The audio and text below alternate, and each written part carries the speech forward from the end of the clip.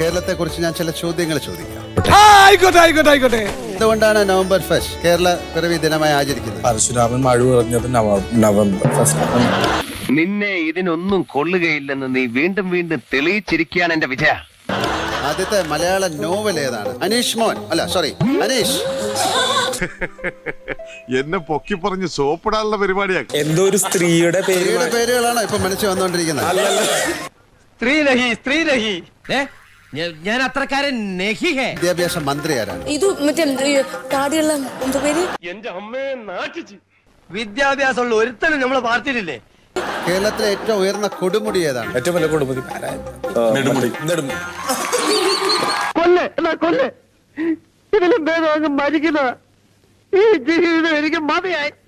എന്റെ പ്രിയ കേരളമേ, ഇവനോട് പൊറുക്കണമേ. മഹാമതേ മാപ്പു നൽകൂ ഗുണനിധേ